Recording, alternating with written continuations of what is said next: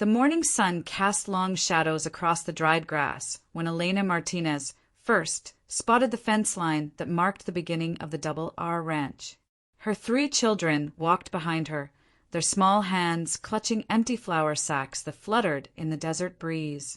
Miguel, her oldest at 12, carried baby Sophia, while 8-year-old Carmen dragged her feet through the dust, complaining about the heat even though it was barely past sunrise. Elena's husband had been gone for 6 months now, taken by the fever that swept through their small border town last winter. The drought had killed their crops, and the bank had taken their small piece of land 3 weeks ago. All they had left were the clothes on their backs and the stubborn hope that kept Elena walking forward each day. She had heard whispers in town about the Double R, how the old rancher who owned it was meaner than a rattlesnake and twice as quick to strike.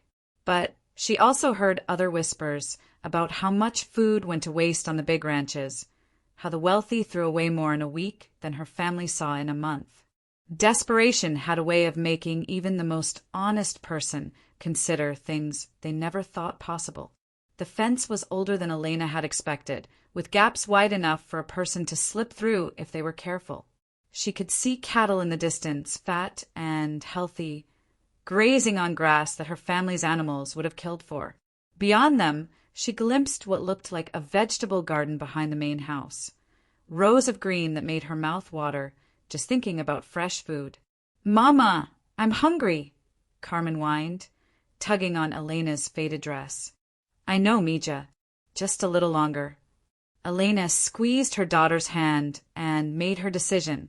"We're going to look for food that might have fallen from the trees or vegetables that are too ripe to sell. We're not stealing. We're just taking what would go to waste anyway." Miguel shifted baby Sophia in his arms, his young face already showing the worry lines that poverty carved into children too early. "What if we get caught?" "We won't," Elena said, though her heart hammered against her ribs. "We'll be quick and quiet like mice." They slipped through the fence gap just as the sun climbed higher, casting everything in harsh golden light. The main house sat about a quarter-mile away, a sprawling structure of adobe and with that spoke of money Elena couldn't imagine. Between them and the house lay the vegetable garden she had spotted, and her stomach cramped at the sight of tomatoes heavy on the vine, squash that lay fat and yellow in neat rows. The family moved like shadows, staying low among the plants. Elena's hands shook as she picked tomatoes that had split from being too ripe, vegetables that any reasonable person would throw to the pigs anyway. Carmen and Miguel followed her example, filling their sacks with produce that was past its prime but still edible. Baby Sophia gurgled happily, playing with Miguel's shirt collar, blissfully unaware of the danger they were in. Elena allowed herself a small smile as she watched her youngest daughter. At least Sophia was too young to understand their shame. That's when they heard the hoofbeats. Elena's blood turned to ice water. She grabbed Carmen's hand and hissed for Miguel to follow as they scrambled toward a tool shed at the edge of the garden. But it was too late. The rider had already spotted them. Jake Morrison sat tall in his saddle, his weathered face shadowed by a wide-brimmed hat that had seen better decades. At 62, he had the kind of presence that could stop a charging bull with just a look. His gray eyes, cold as winter morning, took in the scene before him with the calculation of a man who had been protecting his land since before Elena was born. "Well, well," his voice carried across the garden like the crack of a whip. "What do we have here?" Elena stepped in front of her children, her chin raised despite the terror clawing at her chest. She had learned long ago that showing fear to predators, whether they were animals or men, only made things worse. "We were just taking what was going to waste," she said, her voice steady even as her hands trembled. "We meant no harm." Jake dismounted with the fluid grace of someone who had spent more years in a saddle than on foot. He was taller than Elena had expected, broad-shouldered despite his age, with hands that looked like they could break a man's neck as easily as they could gentle a skittish horse. "Meant no harm." He took a step closer, and Elena caught the scent of leather and tobacco. "Lady, you're on my property, stealing my food, with your kids as accomplices. In these parts, that's enough to earn you a ride to town in the back of the sheriff's wagon." Carmen whimpered and pressed closer to Elena's legs. Miguel stood frozen, baby Sophia still in his arms, his eyes wide with the particular terror that comes when children realize their parent might not be able to protect them. "Please," Elena said, hating the way her voice cracked. "My children haven't eaten a proper meal in 3 days. I can work to pay for what we took. I can clean, I can cook, you can get off my land." Jake's voice cut through her words like a blade. "Before I change my mind about calling the law." Elena looked at the sacks her children held, filled with tomatoes and squash that would have rotted on the vine anyway. She thought about the empty cupboards back in their one-room shack in town, about Carmen's hollow cheeks, and the way Miguel had started giving his portions to his sisters. "No," she said quietly. Jake raised an eyebrow. "Come again." "I said no." Elena's voice grew stronger. "You can call the sheriff, you can have us arrested, but I won't apologize for feeding my children. I won't be ashamed for taking food that you would have thrown away anyway." Something shifted in Jake's expression, though Elena couldn't quite read what it was. He studied her for a long moment, taking in her patched dress, her worn shoes, the determined set of her shoulders despite her obvious fear. "You got a husband, lady?" "I'm a widow." "Recent?" "6 months." Jake nodded slowly, as if this explained something. "What's your name?" "Elena Martinez." "Well, Elena Martinez, you got steel in your spine, I'll give you that." He looked at the children, his gaze lingering on baby Sophia, who had started to fuss in Miguel's arms. "That your youngest—" "Yes." "How old?" 10 months. Jake was quiet for a long moment, and Elena found herself holding her breath. She had heard stories about what happened to women who crossed powerful men in this county. Stories that ended in ways she didn't want to think about. Finally, Jake spoke. "You ever work a ranch before?" The question caught Elena off guard. "What?" "Ranch work. Cattle, horses, chickens. You know anything about any of that?" Yes. I grew up on my father's small ranch before I married. I know animals." "What about cooking? Real cooking, not just throwing beans in a pot?" "I can cook." Jake walked over to where Miguel stood with Sophia, and Elena tensed, ready to throw herself between them if necessary. But Jake just reached out and gently touched the baby's cheek with one calloused finger. "She's got your eyes," he said quietly. Then he turned and walked back to his horse, leaving Elena confused and terrified in equal measure. He swung up into the saddle with practiced ease and looked down at them. "Here's what's going to happen," Jake said, his voice carrying the authority of a man who had never had his orders questioned.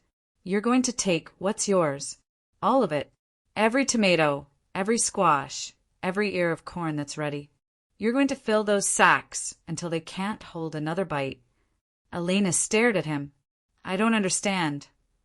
"Then you're going to walk to that house over there, and you're going to start cooking.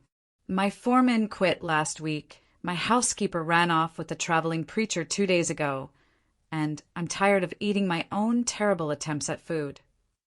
"You're offering me a job." "I'm offering you a place." Jake's gray eyes seemed to look right through her. "Your boy's old enough to help with the horses and cattle. Your girl can help with the chickens and garden. The baby, well, babies belong with their mothers." Elena felt the world tilt around her. Why? Jake was quiet for so long that Elena thought he might not answer. When he finally spoke, his voice was rougher than before. "Because a long time ago, someone gave me a chance when I needed it most. And because—" He paused, looking out over his land, his expression unreadable. "Because I got more space in that house than I know what to do with. And you got more pride than anyone should have to carry alone."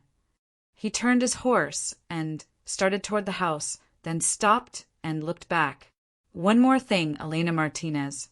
You ever steal from me again, you're gone. But if you work for me, if you earn your place here, then everything you need will be given freely. That's how things work on the double R." Elena watched him ride away, her mind reeling.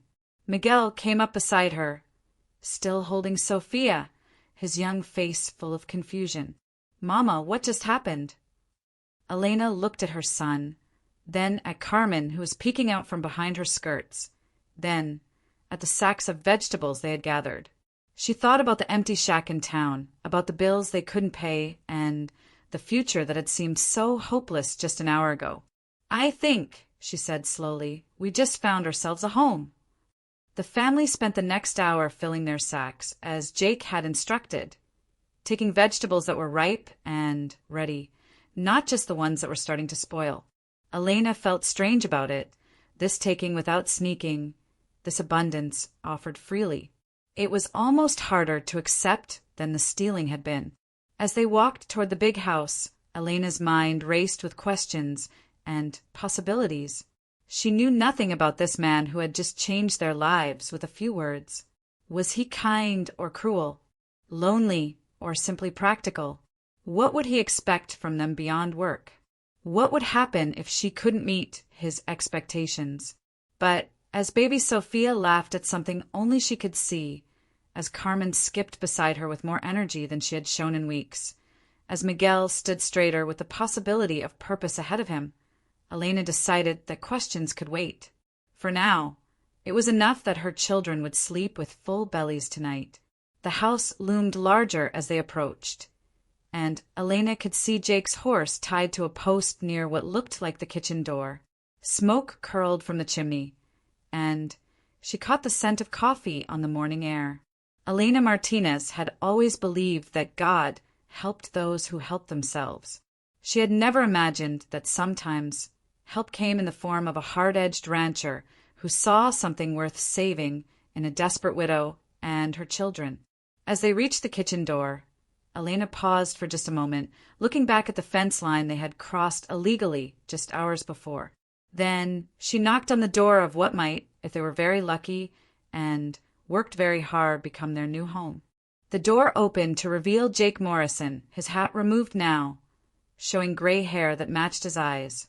He looked at the family standing on his doorstep, at the children clutching their sacks of vegetables, at Elena with her chin raised and her shoulders squared despite everything she had been through. "Well," he said finally, "I suppose you'd better come in." And for the first time in 6 months, Elena Martinez allowed herself to hope. The kitchen of the Double R Ranch was larger than the entire shack Elena and her children had been living in back in town. Cast iron pots hung from hooks along the walls, and a massive wood-burning stove dominated one corner. Everything was clean but worn, showing the signs of a house that had once been full of life but had grown quiet over the years. Jake sat at a long wooden table, a cup of coffee steaming in front of him. He gestured for Elena and the children to sit, though Miguel remained standing, still protective and uncertain. "Coffee?" Jake asked Elena. She nodded, though her hands were shaking slightly as she accepted the cup. The coffee was strong and black, the best thing she had tasted in months. Carmen climbed onto the bench beside her, eyes wide as she took in the abundance around them.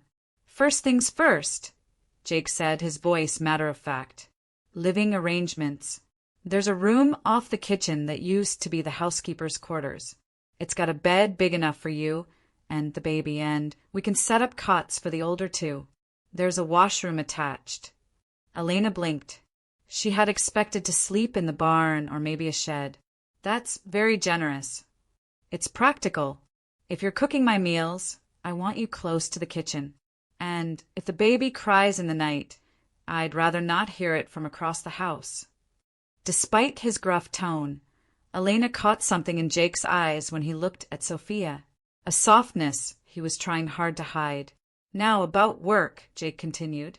"Elena, you'll handle the house and cooking. Miguel, you'll work with the cattle and horses under my supervision. Carmen, you'll tend the chickens and help your mother in the garden. Everyone earns their keep here. What about wages? Elena asked, then immediately regretted the question.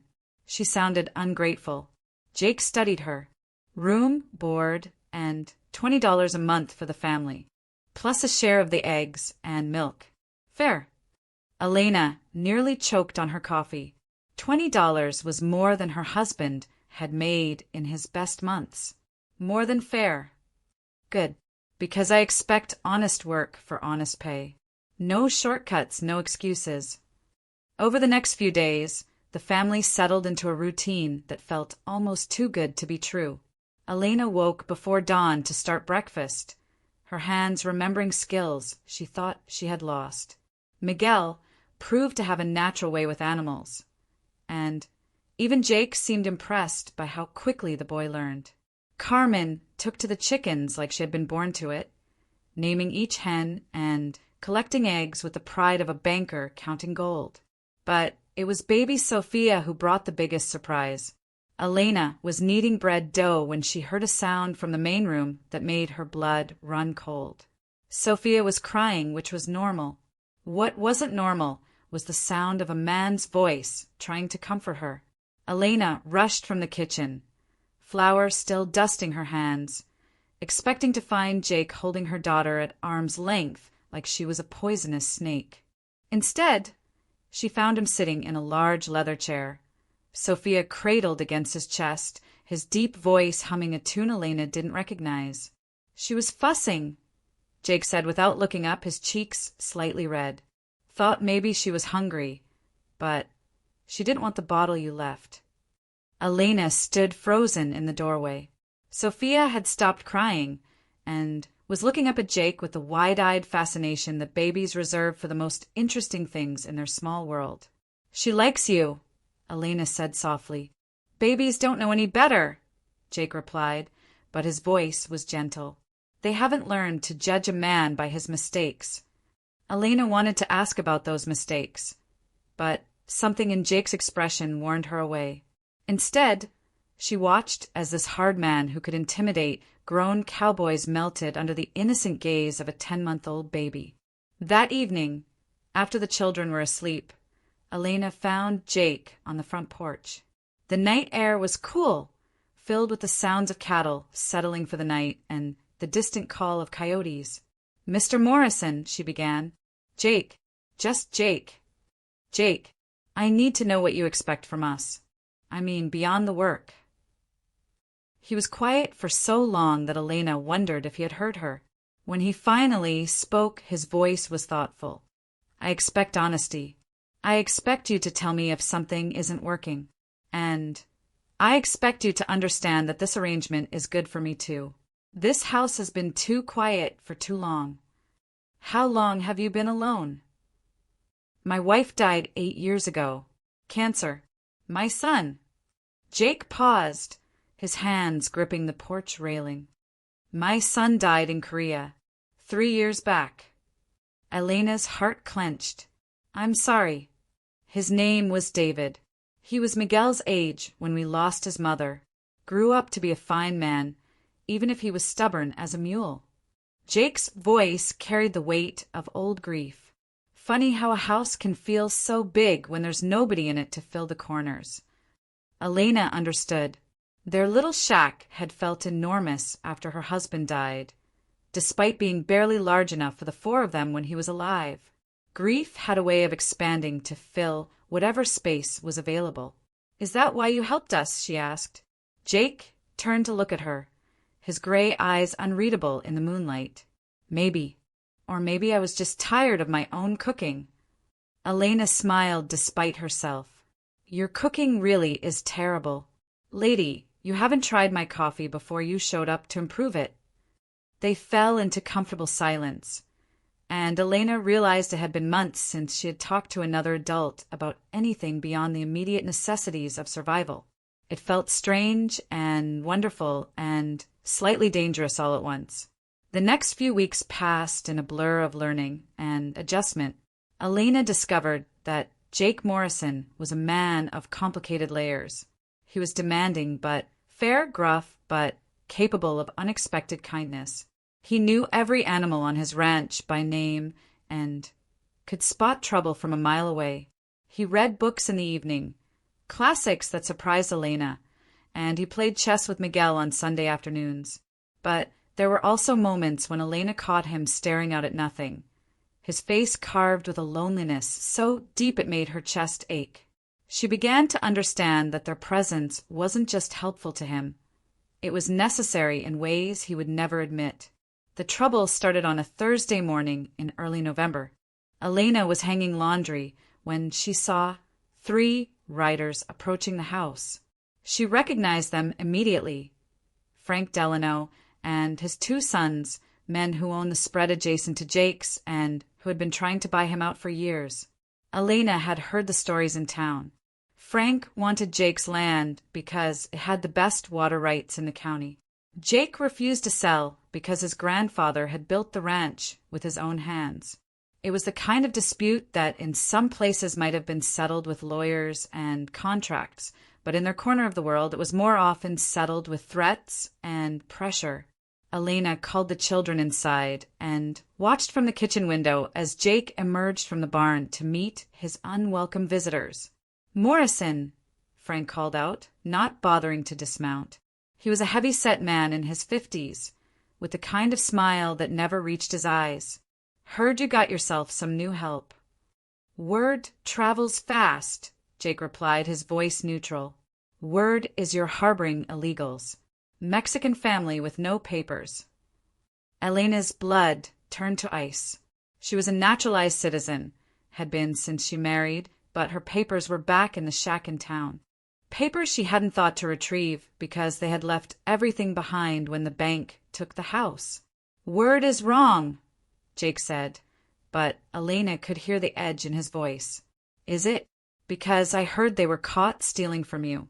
Heard you should have run them off instead of taking them in." Frank leaned forward in his saddle. "Makes a man wonder what hold they got over you." "Frank, you got about 10 seconds to get off my land before I show you what hold my rifle has over your big mouth."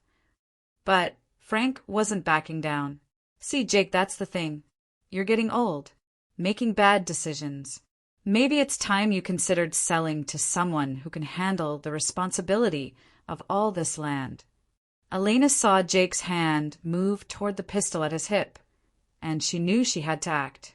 She burst through the kitchen door, baby Sophia in her arms, her citizenship papers clutched in her free hand. "Gentlemen," she called out, her voice carrying the authority she had learned from years of managing a household. "I believe there's been some misunderstanding."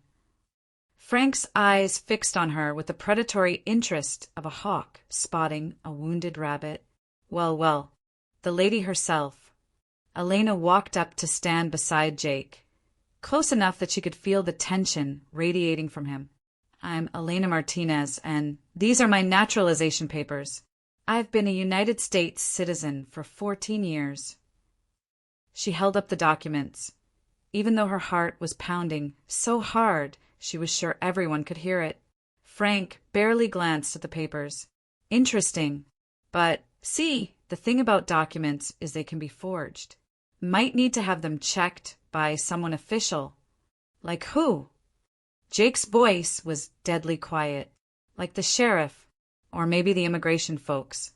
Hate to see anyone harbor criminals, even accidentally." Elena understood the threat immediately. Even if her papers were legitimate, the process of proving it could take weeks or months. During that time, she and her children could be detained, separated, lost in a system that didn't care about their individual circumstances. "Frank," Jake said, and there was something in his voice that made even Elena take a step back. "You got about 5 seconds to apologize to the lady before I forget I was raised to be polite to trash. Now, Jake, no need to get hostile. I'm just looking out for your interests, protecting you from people who might take advantage." "The only person taking advantage around here is you," Jake replied, "using scare tactics and threats against a widow and her children. Your daddy would be ashamed. Frank's face went red. You leave my father out of this. Your father was a good man who built his ranch with his own sweat. He never had to resort to bullying women and children to get what he wanted. Elena watched the confrontation with growing dread. She could see in Frank's eyes that this had stopped being about her papers and had become about something much more dangerous. Pride and old grudges and the kind of masculine posturing that could turn deadly in an instant. You know what, Morrison? Maybe I will have a word with the sheriff. Maybe I'll mention how you seem awful attached to this Mexican woman. Might be people would find that interesting, considering. Elena didn't understand what Frank was implying, but Jake obviously did. His entire body went rigid.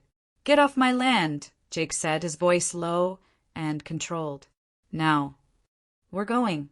But Jake, this ain't over. That land's going to be mine eventually, one way or another. Frank wheeled his horse around and rode off with his sons, but Elena could feel their threat hanging in the air like smoke. Jake stood motionless for a long moment after they disappeared, his hands clenched into fists. When he finally turned to Elena, his face was haggard. You need to go, he said quietly. What? You and your children. You need to pack up and leave. Tonight. Elena stared at him. I don't understand. We haven't done anything wrong. It doesn't matter. Frank will make trouble. And I can't protect you from everything he might do. But our papers are legal. We haven't broken any laws. Elena. Jake's voice was gentle, but firm.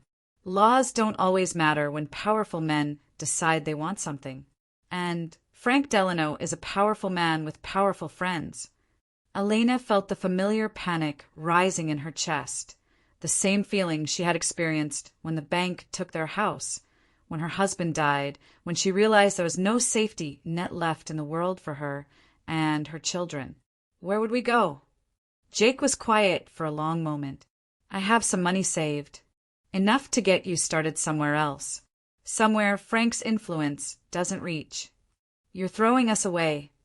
The words came out harsher than Elena intended, but the hurt was too deep to hide. Just like that. I'm protecting you. You're protecting yourself. Jake flinched as if she had slapped him. Maybe. But that doesn't change what needs to happen. Elena looked at this man who had given her family hope, who had held her baby and taught her son and provided them with the first stability they had known in months. She thought about the quiet conversations on the porch, the way he smiled when he thought no one was watching, the gentleness he tried so hard to hide. What if we stayed, she asked. What if we fought this together? Elena, you don't understand what you're asking. Then explain it to me. Jake walked to the porch railing and gripped it with both hands. My wife was Mexican, Elena. Born in Sonora, came here as a child. We married when she was 19, and for 20 years, people like Frank made our lives difficult. Because of it, they called her names, questioned her citizenship, made sure we knew we weren't welcome in certain places. Elena's heart clenched. Jake, when she got sick, half the doctors in the county wouldn't treat her. Said they were too busy, too booked up. By the time we found one who would help, it was too late. His voice cracked. Frank was one of the men who made sure those doors stayed closed. Elena understood now. This wasn't just about land or business rivalry. This was about old wounds and deeper prejudices, about a man who had lost everything once before and couldn't bear to watch it happen again. That's why you helped us, she said softly. Maybe. Or maybe I just recognized the look in your eyes. The same look Maria had when she was fighting for something she loved. Elena walked over and stood beside him at the railing. Below them, Miguel was working with the horses, his young voice calling to them with confidence and authority. Carmen was chasing chickens, laughing as they fluttered away from her reaching hands. Sophia was napping in her carrier, peaceful in the safety they had found. What if things were different this time? Elena asked. What if we didn't run? Jake turned to look at her, and Elena saw something in his eyes she had never seen before. Not just loneliness, but hope. Fragile, tentative hope. Elena, if we fight this, there's no guarantee we'll win. Frank has money, influence, friends in high places. He could make things very difficult for all of us. And if we don't fight, if I take my children and run again? Elena met his gaze steadily. What kind of lesson does that teach them? That we only deserve what we can take when no one's looking. That we should be grateful for scraps and never ask for more. Jake was quiet for a long time, and Elena could practically see the war being fought behind his gray eyes. There's something else you need to know, he said finally. If you stay, if we fight this together, people will talk. About you, about me, about what this arrangement means. Let them talk. Elena, you don't understand. They'll say things, ugly things, about a Mexican widow and a lonely rancher. They'll make it sound like what? Like I'm grateful to the man who saved my family? Like you're decent enough to see people as human beings instead of problems to be solved. Jake smiled then, the first real smile Elena had seen from him. When you put it like that, it doesn't sound so terrible. So we stay. We stay. And we fight. And we take what's ours. Elena felt something loosen in her chest, a tension she hadn't even realized she was carrying.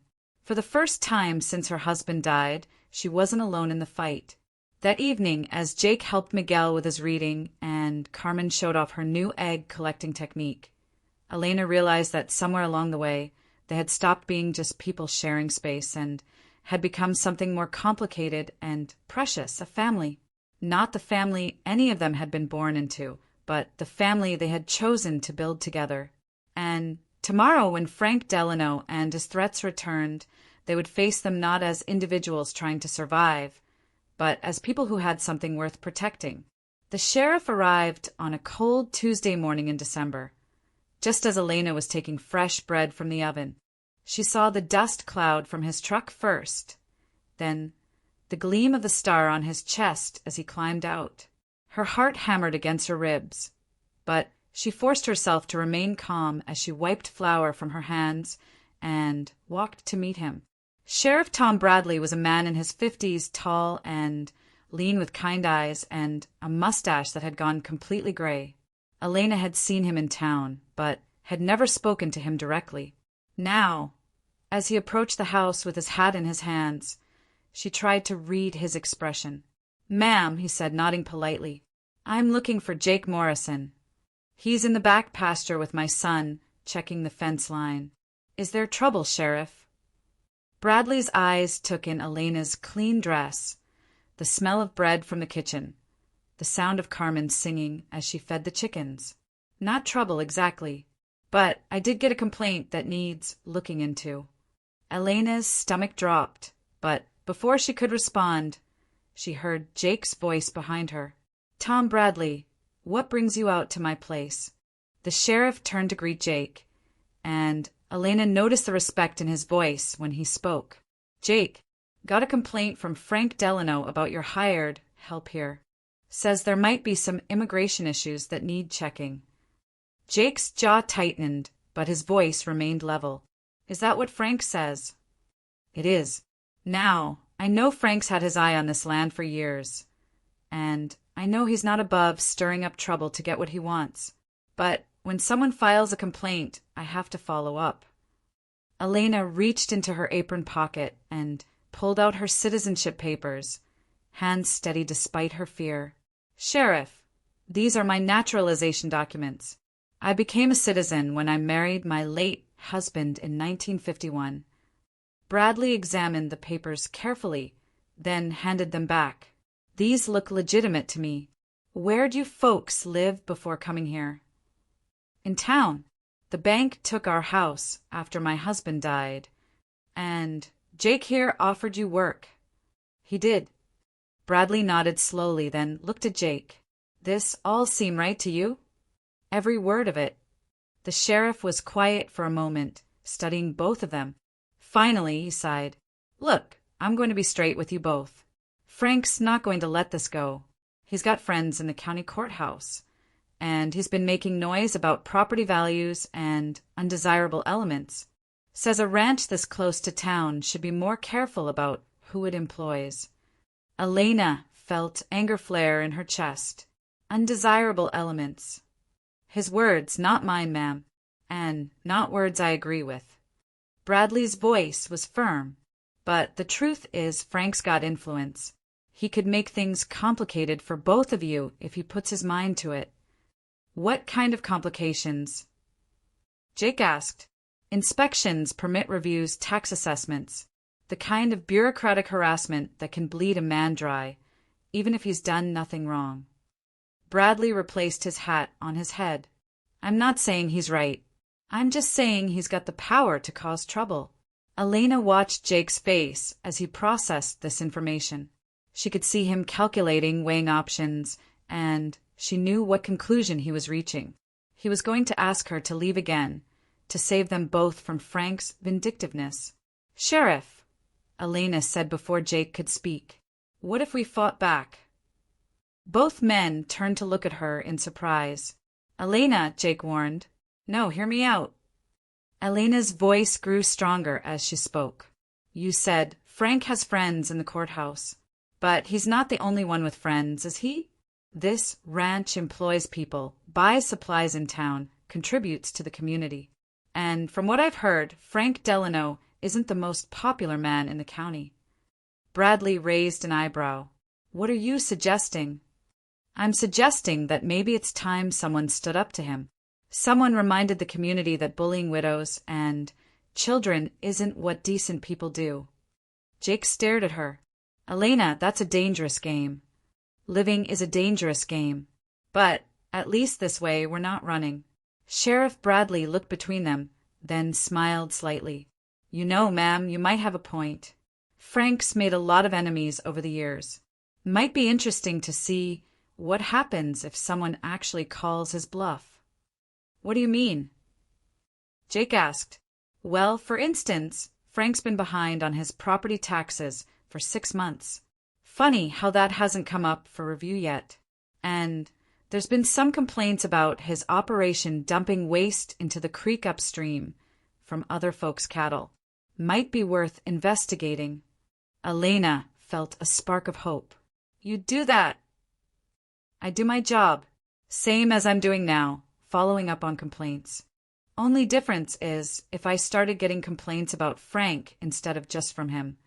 Well, that would change my priorities considerably. Jake was quiet for a long moment, then slowly smiled. Tom, you always were a smart man. Smart enough to know that Frank Delano has been running roughshod over this county for too long. And smart enough to recognize good people when I see them. Bradley tipped his hat to Elena. Ma'am, you've got backbone. I respect that. After the sheriff left, Elena found Jake standing by the corral, watching Miguel work with a young horse. The boy had a natural way with animals, patient and confident, and even the most skittish creatures seemed to trust him instinctively. You sure about this? Jake asked without looking at her. No, but I'm sure about running away, and I'm tired of being afraid. Jake turned to study her. This won't be easy. Frank's going to hit back, and he'll hit hard. Then we'd better be ready. Over the next few weeks, Elena watched as Jake began reaching out to people he hadn't spoken to in years. Old friends, former business partners, neighboring ranchers who had their own reasons to dislike Frank Delano. The response surprised her. John Martinez, who ran the hardware store in town, offered to spread word about Elena's citizenship and Jake's honorable treatment of her family. Sarah Beth Williams, the schoolteacher, suggested that Carmen could start attending school after Christmas break, showing the community that the family was putting down real roots. Dr. Henderson, who had treated Jake's wife during her illness, made it known that he thought Frank's behavior toward Mexican families was disgraceful. But it was Father Miguel at the Catholic Church who provided the biggest surprise. When Jake and Elena brought the children to Sunday Mass, expecting whispers and cold stares. They found instead a community that had been waiting for someone to stand up to Frank Delano's bullying. "Senora Martinez," the elderly priest said after service, "I knew your husband. He was a good man. And you are raising good children." Elena felt tears sting her eyes. "Thank you, Father. There are many families here, families who came from Mexico, as mine did generations ago. We have been quiet too long while men like Frank Delano make us feel unwelcome in our own home." The first real test came 2 weeks before Christmas.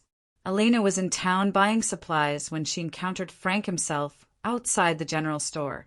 He was with his oldest son, Roy, a man in his 30s who had inherited his father's mean streak, but not his intelligence. "Well, if it isn't the Double R's new charity case," Frank said loudly enough for everyone nearby to hear. "Tell me, Elena, what exactly are you doing to earn your keep out there?"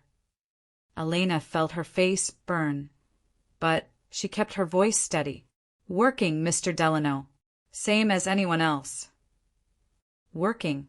Is that what they're calling it?" Frank's smile was ugly, because from where I stand, it looks like Jake Morrison's gotten himself a live-in woman to keep him company. Can't say I blame him, being lonely and all, but it seems like he could have found himself an American woman if he was going to. He never finished the sentence because Jake's fist connected with his jaw. Elena gasped as Frank stumbled backward, his hand flying to his mouth. Jake had appeared as if from nowhere, moving with a speed that belied his age. "Jake Morrison, you son of a—" Roy started forward, but Jake's cold stare stopped him in his tracks. "Frank," Jake said conversationally, shaking out his knuckles, "I believe I warned you about speaking disrespectfully to the lady." Frank straightened, blood trickling from his split lip. "You just assaulted me in front of witnesses." "Did I? Elena, did you see me assault anyone?" Elena looked around the street, surprised to see how many people had gathered to watch. Mrs. Peterson from the boarding house, old Pete from the livery stable, the Johnsons who farmed south of town, Sarah Beth Williams with her school satchel still in her hand. "I saw a man defending a lady's honor," Elena said clearly. "That's what I saw too," Mrs. Peterson added. "Seemed like self-defense to me," old Pete chimed in. "Man says something insulting about a woman, he should expect consequences." Frank looked around at the faces surrounding him and seemed to realize for the first time that the crowd wasn't on his side. "This isn't over, Morrison." "No," Jake agreed. "It's not. But the next time you want to finish it, you come to me direct. You leave the lady and her children out of it." Frank wiped blood from his mouth and stalked away, Roy following behind like a whipped dog. Elena looked at Jake, torn between gratitude and exasperation. That was either very brave or very stupid. Probably both. But I'm tired of listening to him run his mouth. As they loaded their supplies into the truck, Elena noticed something had changed. People were nodding to them on the street, tipping their hats, making small talk. The incident with Frank had somehow transformed them from outsiders to be tolerated into people to be defended. The final confrontation came on New Year's Eve. Elena was putting the children to bed when she heard horses approaching the house. Through the window, she could see torches bobbing in the darkness, and her blood turned cold. She had heard stories about what men with torches did to families like hers. "Jake," she called, but he was already moving, pulling his rifle from the rack by the door. "Stay inside with the children," he ordered. But Elena was already reaching for the shotgun he had taught her to use. "Like hell." Jake looked at her for a moment, then nodded grimly. "Stay behind me." They stepped onto the porch together as the riders came into the light. Frank Delano sat at their head, flanked by his sons and 3 other men Elena didn't recognize. They looked like hired muscle, the kind of men who solve problems with violence first, and asked questions later. "Jake Morrison," Frank called out. "Time to end this foolishness." send the woman and her kids packing, and we can forget this whole unpleasantness. Frank, you're drunk and trespassing. Turn around and ride home before you do something we'll all regret. See, that's where you're wrong. I'm stone sober and tired of playing games. Frank's voice carried the dangerous edge of a man who had pushed things too far to back down. You got 24 hours to get them off your land, or I'll find other ways to convince you.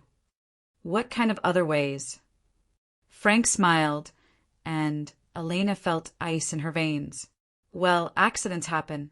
Barns catch fire. Cattle stampede. Children get hurt playing where they shouldn't. Elena stepped forward before Jake could stop her. Are you threatening my children? I'm making facts clear. This county's got no place for your kind, and the sooner you understand that, the safer everyone will be. Elena raised the shotgun, surprised by how steady her hands were. Mr. Delano, I've buried one husband already. If you think I'm afraid of burying my enemies, you're badly mistaken. The hired men shifted nervously in their saddles, clearly not having expected armed resistance from a woman. Elena, Jake said quietly, step back. No. Elena's voice carried across the yard with absolute authority. I'm tired of stepping back. I'm tired of running. I'm tired of men like you thinking you can threaten children and call it business. Frank's face twisted with rage. You Mexican! I'm an American citizen, Mr. Delano, and this is American soil. And under American law, a woman has the right to defend her children against threats. Before Frank could respond, new lights appeared on the horizon. Truck headlights coming fast down the ranch road. Elena's heart leaped as she recognized Sheriff Bradley's vehicle in the lead, followed by 3 other trucks. The sheriff climbed out of his truck with his rifle in hand, flanked by deputies Elena recognized from town. But what surprised her more was who climbed out of the other trucks. Dr. Henderson, John Martinez from the hardware store, Father Miguel, and a dozen other men from town, all armed and all looking like they meant business. Frank Delano, Sheriff Bradley called out, his voice carrying the full authority of his office. You and your boys need to ride out. Now. Tom, this is none of your business. Threatening children makes it my business. Trespassing with armed men makes it my business. And being drunk and disorderly makes it my business. Bradley stepped closer, his hand resting on his sidearm. Now, you can ride out peaceful, or I can arrest the lot of you for terroristic threatening. Your choice. Frank looked around at the men surrounding him, his face twisting as he realized he was badly outnumbered. This isn't over. Yes, it is, Dr. Henderson said, stepping forward. Frank, your daddy was my friend. He'd be ashamed of what you've become, threatening women and children, trying to run decent people out of their homes. This stops tonight. Elena watched as something seemed to break in Frank's face. The realization that he had pushed too far, alienated too many people, burned too many bridges.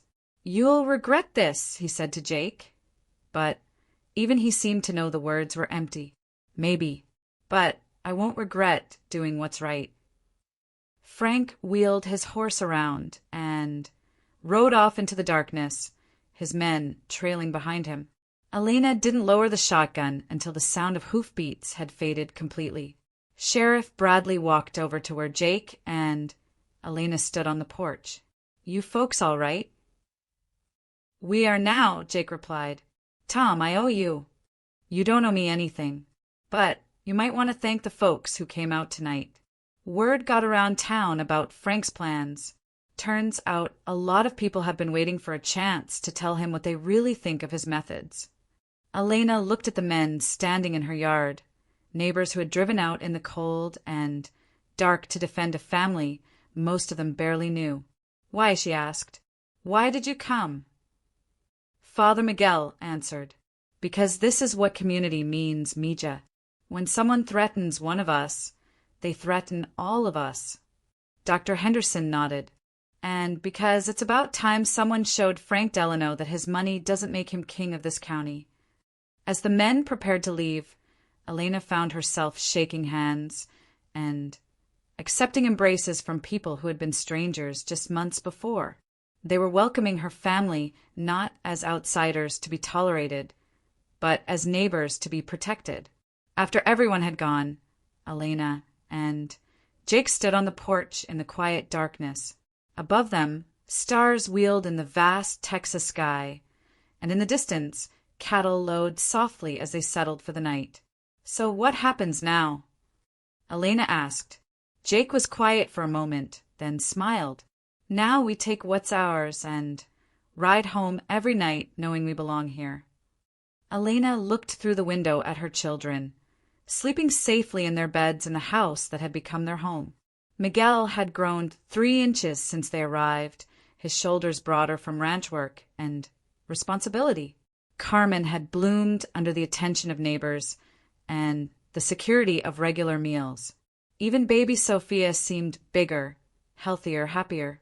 "Jake," Elena said softly, "thank you for all of it. Thank you for staying, for fighting, for showing me that some things are worth the risk." They stood together in comfortable silence, watching the stars and listening to the night sounds of the ranch. In the morning, there would be work to do, animals to tend, a life to continue building. Frank Delano would probably continue to cause trouble from a distance, but his power to intimidate had been broken.